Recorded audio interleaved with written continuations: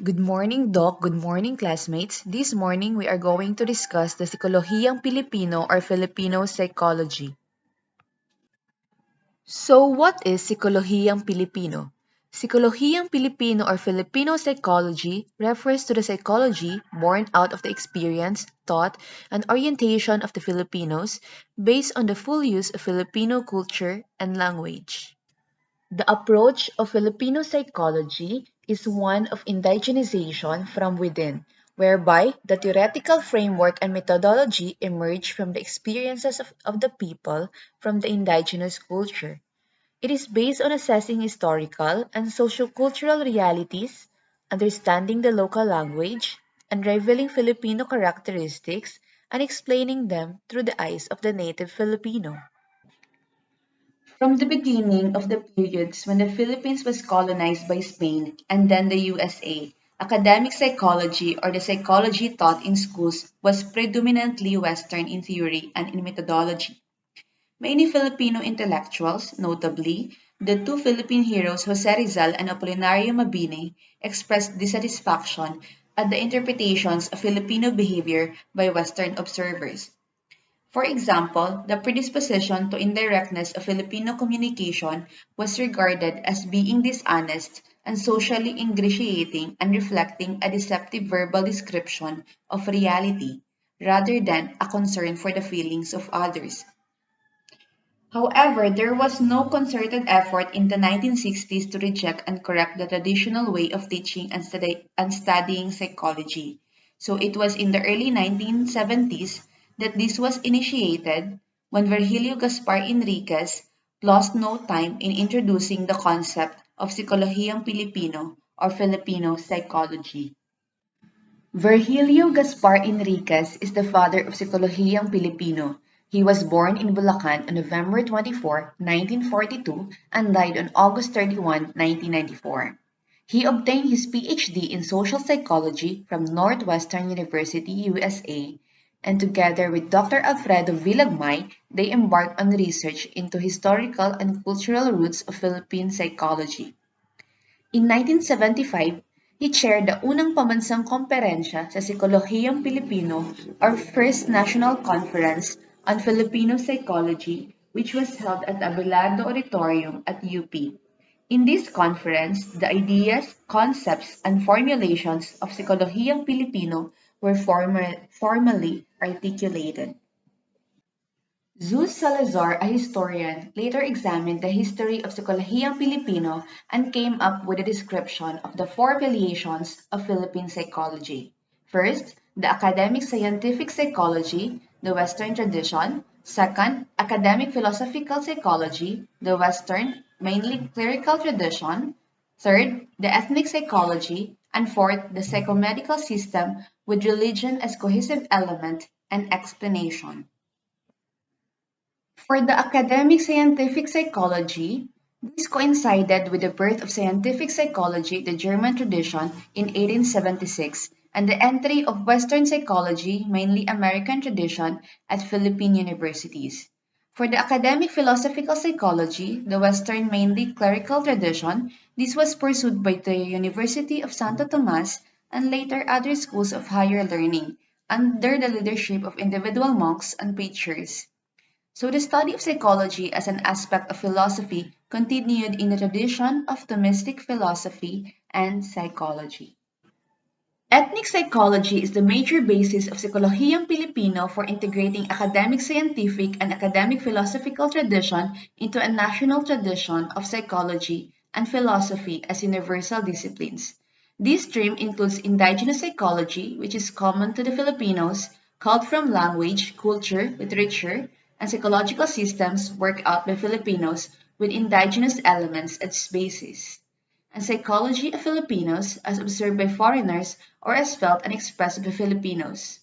The practice of psychology by Filipinos is the normal techniques of enculturation or socialization and proto-clinical practice.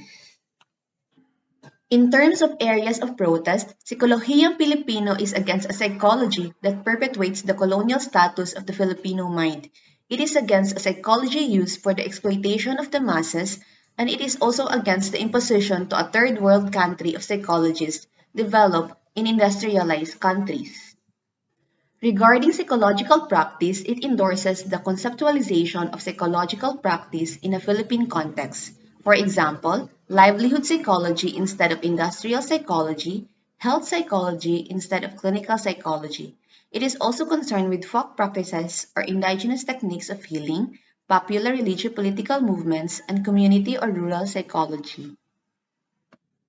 On the science-humanism issue, Sikolohiyang Pilipino is concerned with both.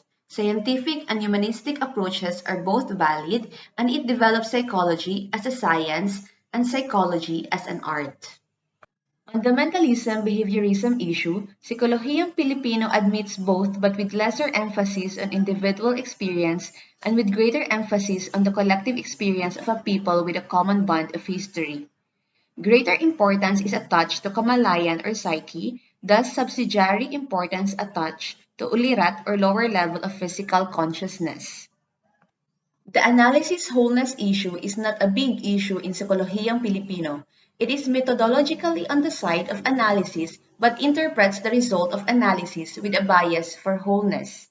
For example, the social context, political implications, cultural meaning of the study. The Sikolohiyang Pilipino perspective interprets bahala na differently. Lagmay explained that bahala na is not fatalism but determination and risk-taking.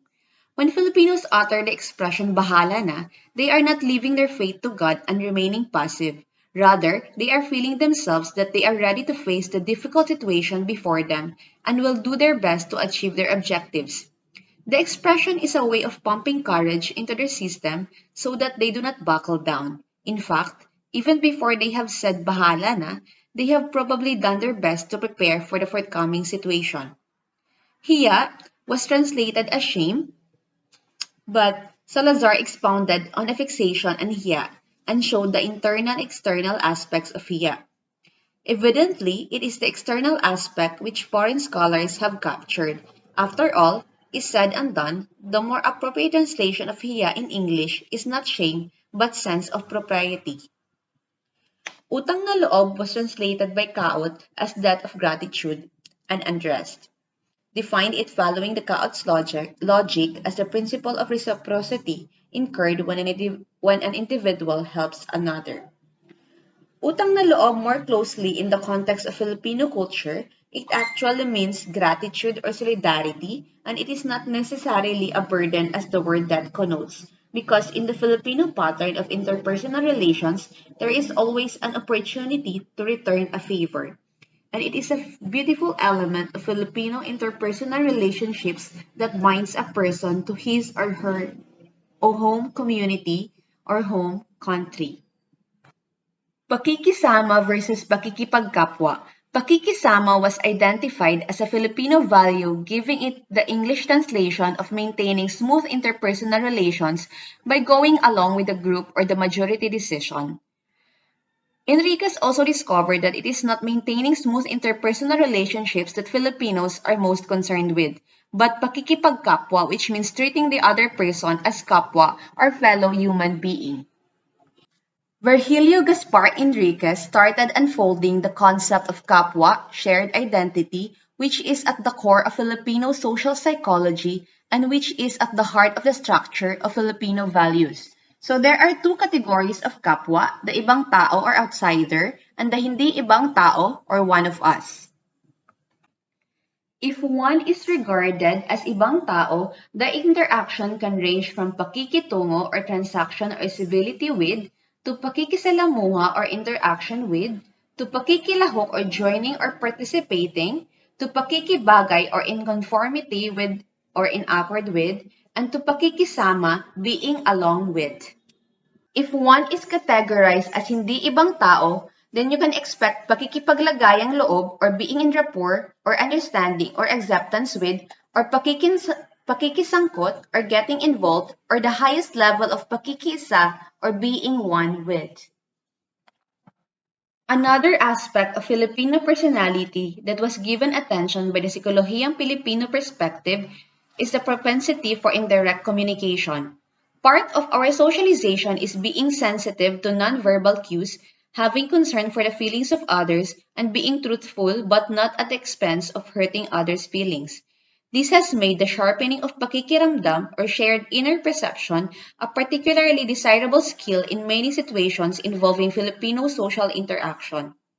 Pakikiramdam is a request to feel or to be sensitive to, and it is a shared feeling, a kind of emotional priora, and there is hesitation to react, attention to subtle cues, and nonverbal behavior in mental role playing. So, for example, if I were in the other situation, how would I feel? In other words, it is feeling for another and exercising great care and deliberation. The Filipino language has two words for the English word honor, puri and dangal. Puri refers to honor which is physical, such as that bestowed through compliments or applauses for a good performance. Thus, it is external. It can also refer to virginity, which is a virtue expected of unmarried Filipino women. Dangal, on the other hand, is honor from within, knowledge of one's true worth, character, achievement, and success. It can be acknowledged through an award or a tribute parangal, which is actually padangal, but even without such gestures from outside, it is within you. Thus, a poor person who is a kind and honest person and respects the dignity of hard work has a lot of dangal. A woman who was raped is not stripped of her dangal even though her puri was taken away. Enriquez also explored the idea of a great cultural divide in the analysis of Filipino personality. On one side of the cultural divide are Filipinos who have maintained a more mass-oriented worldview, culture, and way of life.